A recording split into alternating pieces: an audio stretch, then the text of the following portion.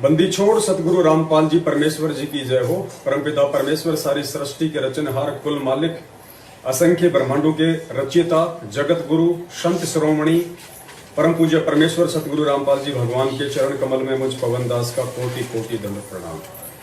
पुण्यात्मा दया परमपिता परमेश्वर जी की, जिनके आशीर्वाद से आप और हम सभी सत्सेवक भाई बहन लाइव हैं। और जैसा कि दास आप जी को पहले सूचित कर चुका है, एक बार पुनः दास आप जी को सूचित कर देता है। आज के बाद हम दिन में 5 बार लाइव आएंगे। सुबह 9 बजे, दिन में 12 बजे, फिर 3 बजे, फिर 6 बजे, फिर रात को 9 बजे। और पॉइंट टू पॉइंट हम लोग बातचीत करेंगे। और 10 से 15 मिनट का हमारा लाइव होगा, तो वीडियो को ज्यादा से ज्यादा शेयर करें। ये हमारा दूसरा लाइव है 12 बजे का। और हमारे एक भगत भाई की शंका थी कि हमारे पूज्य जो गुरुदेव हैं परमपिता परमेश्वर सतगुरु रामपाल जी भगवान, और हमारे जो दादा गुरुदेव जी हैं स्वामी रामदेवानंद जी महाराज जी, उनका मैंने एक वीडियो देखा है सोशल मीडिया पे। वो अपने एक भगत के घर पे बैठे हैं और उनका भगत दुर्गा माता की पूजा कर रहा है। तो भगत जी, हमें कुछ समझ में नहीं आ रहा है, इस परमात्मा की भक्ति में दुर्गा माता की पूजा क्यों, जबकि दादा गुरुदेव जी वहीं पे बैठे हुए हैं। पुण्यात्माओं, देखिए, काल भगवान की कोशिश है कि वो किसी भी तरह से हमारे को शंकाओं में रखे, हमारे को ज्ञान आधार से इस भक्ति मार्ग पे ना चलने दे, शंकाओं के बीज हमेशा हमारे अंदर वो डाले रखे। पुण्यात्माओं, परमपिता परमेश्वर सतगुरु रामपाल जी भगवान के सत्संग और ज्ञान आधार से सबसे पहले तो हमें इस निर्णय पर पहुंचना चाहिए कि हमारे जो दादा गुरुदेव जी थे वे 12वें पंथ से संबंधित थे। क्योंकि 12वां पंथ गरीबदास जी महाराज जी ने चलाया था और 12वें पंथ में किसी की भी मुक्ति नहीं होनी थी। क्योंकि 12वें पंथ में उनके आने का मुख्य मकसद केवल पवित्र कबीर सागर में नकली संतों ने काल प्रेरणा से जो मिलावट कर दी थी, उस मिलावट को ठीक करना था और पुनः एक नए ग्रंथ सदग्रंथ साहिब की रचना करना था। तो 12वां जो पंथ था, उस 12वें पंथ में किसी की भी मुक्ति नहीं होनी थी। क्योंकि खुद परमेश्वर की वाणी कहती है कि 12 पंथ काल फुरमाना और भूले जीव ना पावे ठिकाना। तो हमारे जो दादा गुरुदेव जी थी वो 12वें पंथ से संबंधित थे। तो पुण्यात्मा, 12वें पंथ से हमारा किसी प्रकार से कोई संपर्क, कोई संबंध नहीं होना चाहिए। 12वें पंथ में क्या पूजा थी, क्या साधना थी, दादा गुरुदेव जी क्या करते थे, क्या नहीं करते थे, इन सब बातों को लेकर हमारे मन में कोई शंका नहीं होनी चाहिए। क्योंकि हम इस परमपिता परमेश्वर कबीर साहिब जी के यथार्थ 13वें कबीर पंथ से जुड़े हुए हैं। और इस 13वें कबीर पंथ का जो संचालक है वो परमपिता परमेश्वर सतगुरु रामपाल जी भगवान स्वयं है। तो इस पंथ में आने के बाद उनके द्वारा हमें जो भक्ति साधना क्रिया विधि जो बताई गई है भक्ति मार्ग की, मोक्ष की, उनको लेके हमारे को सतर्क होना चाहिए। और परमपिता परमेश्वर सतगुरु रामपाल जी भगवान ने हमें जो भक्ति मार्ग की जो गाइडलाइन दी है, हमें केवल उन्हीं को आधार मान के आगे बढ़ना है, आगे चलना है, अपने जीवन को निरंतर मोक्ष के मार्ग पे लेके चलना है। अब इसके बहुत सारे रीजन है, थोड़ा सा दास आपको बताना चाहेगा। क्योंकि शंका अगर जाहिर की है तो उसका समाधान भी परमेश्वर के ज्ञान आधार से होना जरूरी है। पुण्यात्माओं, जैसा कि आप सभी को पता है, बार बार पूज्य गुरुदेव अपने सत्संगों में जिक्र करते हैं कि 650 साल पहले उस परमपिता परमेश्वर ने हम पे दया की, इस पृथ्वी लोक पे आके हमारे को बीच बीच के 5 मंत्र दिए। मालिक को पता था कि उस समय हमारा मोक्ष तो नहीं होना था, लेकिन वर्तमान पिछली पीढ़ी तक हमारे को मानव जन्म मिले और वर्तमान तक हम पहुंचे, इसके लिए परमेश्वर ने हमारे से जो है वो भक्ति करवाई, हमारे को बीच बीच के 5 मंत्र दिए। उसके बाद में गरीबदास जी महाराज जी के रूप में वही कबीर परमात्मा आए पुणे, और उस परमेश्वर ने जो जैसी साधना चाहता था, मान लीजिए कोई दुर्गा की साधना करना चाहता था, कोई शंकर जी की साधना करना चाहता था, किसी भी जो है मतलब ब्रह्मा विष्णु महेश को लेके जो भी साधना जो लोग करना चाहते थे, गरीबदास जी महाराज जी ने उनको उन्हीं के मंत्र दिए।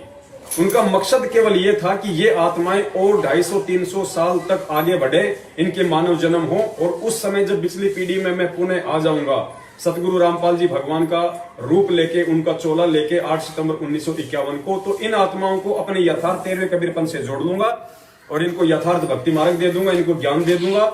ये आत्माएं फिर भक्ति मार्ग से दूर नहीं होंगी। तो हमने इन बातों के पचड़े में बिल्कुल भी नहीं पड़ना चाहिए कि हमारे दादा गुरुदेव जी क्या साधना करते थे, हमारे दादा गुरुदेव जी ने किन किन लोगों को क्या क्या मंत्र दिए थे, हमारे दादा गुरुदेव जी शेरावाली की पूजा करने वाले भक्तों के घरों पे क्यों बैठे हुए थे। ये संतों के देश काल और परिस्थिति के अनुसार अपने अपने कार्य होते हैं। हमने इन चीजों पे ध्यान नहीं देना। हमने यदि ध्यान देना है तो वर्तमान में परमपिता परमेश्वर सतगुरु रामपाल जी भगवान ने हमें जो भक्ति साधना दी है वो हमारे लिए सर्वप्रथम है, सर्वोत्तम है, वो उत्तम है। उसके अलावा हमने किसी की बातों पे कोई ध्यान नहीं देना है। अब देखिए आदरणीय गरीबदास जी महाराज जी का ये छोटा सा ये सत्संग है जो परमपिता परमेश्वर सतगुरु रामपाल जी भगवान ने अपने मुख कमल से हमें सुनाया है। इसमें गरीबदास जी महाराज जी शंकर भगवान की भी पूजा करवाया करते थे, उनके भी मंत्र दिया करते थे। मकसद क्या था गरीबदास जी महाराज जी का? मकसद ये था कि नालायकों, तुम कम से कम जो इन भैरू भूत और जो इन छोटे मोटे माई मसानी की जो तुम पूजा करते हो, जिसके पूजा करने से कोई लाभ है ही नहीं किसी प्रकार का, कम से कम तुम इनकी पूजा छोड़ के ब्रह्मा विष्णु महेश की तो पूजा करो, तुम्हें कुछ तो लाभ मिलेगा। ये सोच के आदरणीय गरीबदास जी महाराज जी नीचे के देवी देवताओं की पूजा पाठ छुड़वा के और उनको ब्रह्मा विष्णु महेश तक का नाम दिया करते थे, उनको जाप दिया करते थे, ताकि इनको कुछ तो राहत हो, कुछ तो इनको लाभ हो। क्योंकि मोक्ष तो उस समय किसी का होना नहीं था, क्योंकि मोक्ष मार्ग तो पिछली पीढ़ी में ही शुरू करना था परमपिता परमेश्वर सतगुरु रामपाल जी भगवान ने। तो जब आप ये सत्संग सुनेंगे छोटा सा कि गरीबदास जी महाराज जी भी शंकर जी का नाम दिया करते थे, शंकर जी की भक्ति करवाया करते थे, शंकर जी की महिमा का उन्होंने गुणगान किया, तो आपके समझ में आ जाएगा कि वास्तव में हमारे दादा गुरुदेव जी क्यों अपने उस भगत के घर पे वहीं बैठे हुए थे जहां पे वो भगत शेरावाली की पूजा करता था। क्योंकि दादा गुरुदेव जी को मालूम था कि मेरे से किसी का मोक्ष तो हो नहीं सकता है, लेकिन मेरे से जुड़ के और मेरे द्वारा ये मंत्र प्राप्त करके ये आत्माएं आगे जन्म प्राप्त कर लेंगी। और उस समय वो परमात्मा सतगुरु रामपाल जी भगवान के चोले में आके इन आत्माओं को संभाल लेगा। तो मुख्य मकसद जो था दादा गुरुदेव जी का, उन आत्माओं को किसी भी प्रकार से भक्ति मार्ग से जोड़ के रखने का था। तो सुनिए आप परमपिता परमेश्वर जी के मुख कमल से छोटा सा सत्संग, उसके बाद उम्मीद करूंगा आपकी सारी शंकाओं का समाधान हो जाएगा। इस ग्रंथों में लिखा क्या है और हम करवा और कर क्या रहे हैं? हम दोषी हो रहे हैं उस परमपिता परमात्मा कबीर साहब के और साथ में उस गरीबदास परमेश्वर तुल हंस आत्मा के, जो हमें क्या बताने आए थे और हमने अब क्या शुरू कर दिया। वहां मैं क्या देखा कि श्री ब्रह्मानंद जी ने सामने तो भूरी वालों की और गरीबदास जी की मूर्ति बना रखी है, और कति अपने जहां उनका रहने का स्थान था उसके सामने शिव जी का मंदिर और मूर्ति शिवलिंग, क्या बात की। और सुबह उठे, हम रात को वहां के थे, मेरे पास फिल्म बनी हुई है। सुबह उठे, उठ करके सबसे पहले शिवलिंग पर जल चढ़ाया और मेरे साथ जो भक्तात्मा सैकड़ों की संख्या में दर्शनार्थ गए थे वो आश्रमों को देखने के लिए, मुझे कहने लगे गुरुदेव ये क्या चक्कर है? आप तो कह रहे कि ये बड़े महापुरुष है, ये पूछ रहे शिवलिंग ने, अब क्या जवाब देंगे दास उनको? अब यहाँ फंस गया। कहा मैं कबीरपंथी कहलावा गरीबदासपंथी और पूज्य काल को शिवलिंग तो एक बिल्कुल नासवान भगवान और कहा परमेश्वर। फिर क्या बनाते हैं? कहते हैं गरीबदास ने लिखा है, दास गरीब कर शिव का दान, भक्ति मुक्ति जल्दी नहीं दान। अब ये मुक्ति शिव जी वाली तो हमने ना जाने कितनी बार प्राप्त कर ली है। भगवान शिव ने पार्वती जी को ये प्रथम नाम दिए थे 5, जो हम आपको 7 देते हैं। और भगवान शिव भी इतना ही अमर है जैसे पार्वती को अमर कर दिया, जब तक शिव की आयु है तब तक पार्वती रहेगी। ये तो हम असंख्य बार हो चुके इतने अमर। तो गरीबदास जी कहते हैं और टड़े ढूंढता है और पूजाएं तो तुम इधर उधर फिरते हो, तीर्थ का, कोई पितर का, कोई भूतों का, इससे अच्छा तो शिव जी ने पूज लो। इससे भी थोड़ी बहुत यहाँ की सुविधा, थोड़ी बहुत आयु तुम्हारे को, यानी आयु तो नहीं बढ़ सकती, जब तक श्वास है तब तक आप रहोगे, और छोटी मोटी राहत इन अन्य पूजाओं से ठीक है, लेकिन मुक्त नहीं हो सकते, जन्म मरण नहीं मिलेगा।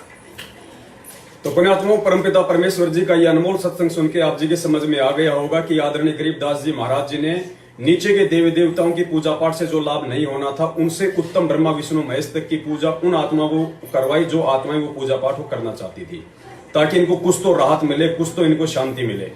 यही स्थिति हमारे दादा गुरुदेव की थी, क्योंकि हमारे दादा गुरुदेव भी गरीबदास जी महाराज जी के 12वें पंथ से ही संबंधित थे और मुक्ति उनके माध्यम से भी नहीं होनी थी किसी की, लेकिन उनके शरण में रह के यदि थोड़ी बहुत कोई भक्ति यदि इस माता की भी कर लेता, ब्रह्मा विष्णु महेश की भी भक्ति कर लेता, तो उसको कुछ राहत मिलती और उसको थोड़ा सा मानव जन्म आगे मिलता और सतगुरु रामपाल जी महाराज जी के समय तक वो आत्मा जन्म लेते लेते आ जाए और फिर उसको परमात्मा संभाल ले।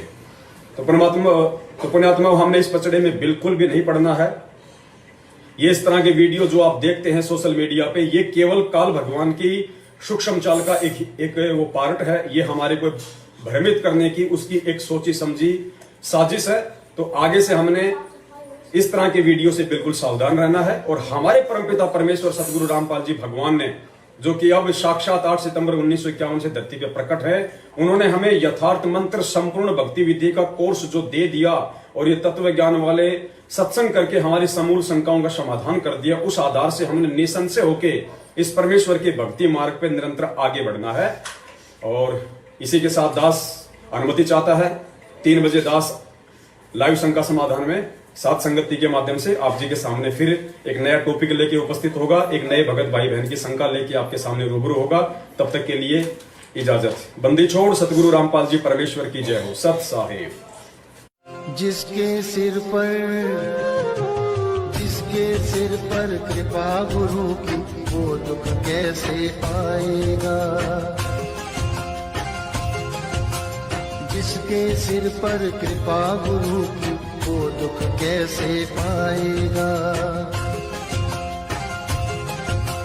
नाम गुरु जी का जप लेगा, नाम गुरु जी का जप लेगा, जीवन सफल बनाएगा। जिसके सिर पर